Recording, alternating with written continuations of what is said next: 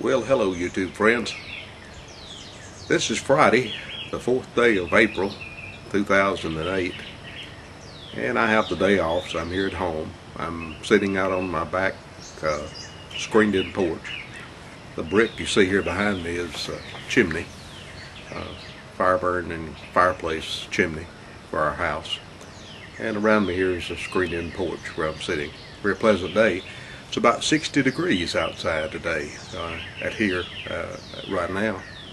And the forecast I looked at a few minutes ago says it's going to be up to 70 degrees, but we have some thunderstorms coming in from our west, and some high winds and some thunder and lightning and a good bit of rain, so that's to come today. But anyway, I wanted to make this video. I made a video back earlier in the year, and I talked about, I think I said I was catching up on things that had happened since the first of the year. And I'd said there's some good things that happened, some okay things that had happened, and some not so good things that had happened. And in that video, when I was sitting up on the rock, I think I told you about some of the not so good things, about some health problems I'd had and things like that. And I think I made a statement that later on I would get around and tell you about some of the other things. So today maybe I can tell you about some good things that happened since the first of the year. This video may take more than one video. It may be a series, because I kind of have in mind some things I want to talk about. And it may, as I have done in the past, it may draw out to be longer than it should be, but I'll divide it up and put it into separate videos if that happens. And what I want to talk about is something that is referred to in this country, and I guess it's understood in other companies, and it's called the American Dream. It's kind of a phrase that tells how many people in this country feel about the freedom and the country we have here, and about the opportunity that exists. But if you kind of tie somebody down and say what is the American dream, I think everybody has a little bit of maybe a different opinion of what the American dream is. To one person it's going to be one thing, and to another person it'll be maybe entirely something different. And it may depend on your station in life, maybe even your age in life, maybe your financial situation in life.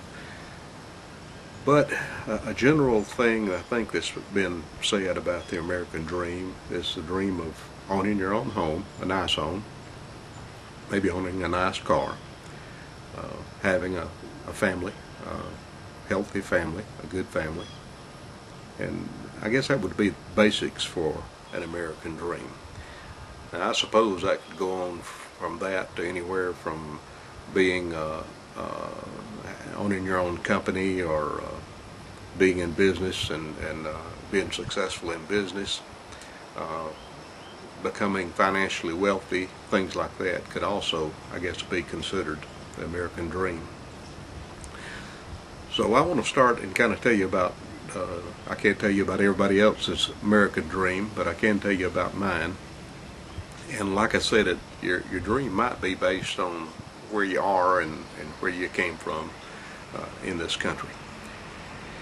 So I want to start back and kind of tell you my progress, tell you about my progress through my life, and some of the dreams I've had, and down toward the end maybe tell you some of the accomplishments of some of those dreams as I've gone through my life. Many of you know who have watched, I'm 62 years old now, which is getting close to retirement age. Matter of fact, I could retire right now as far as the requirements in this country for drawing retirement pay, Social Security it's called. But at present I'm still working full time. But I was born 62 years ago, which means 1945 is when I was born. And I've also said in some past videos, but for those of you who don't want to go back and look at all those past videos, I'll kind of rehash it. 1945, November 1945 was at the close of World War II.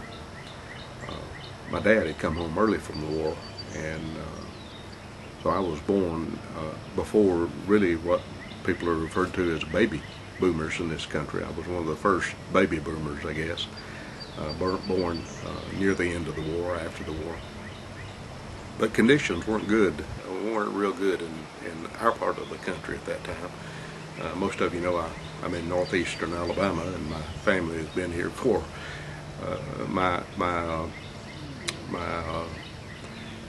how would you say it? My white side of the family has been here for 7 generations. My Native American side of the family has been here for tens of thousands of years. I have a lot of Cherokee Native American blood, and that side's been here a long time. But anyway, in 1945, conditions weren't real good economically in this area, especially men had been away to the war, families had been trying to make it on their own. It was only about 15 years after the Great Depression, and things in this part of the country didn't recover even up into the 50s from the Great Depression. So I started out in I guess you would call a meager way, a basic way. My dad came back from the war. My mother had been living on the farm, on my grandfather's farm, and helping out on the farm while my dad was away. And they had an old house there on the farm. Matter of fact, it was an original pioneer log cabin. It had been there for 100 or so years at the time.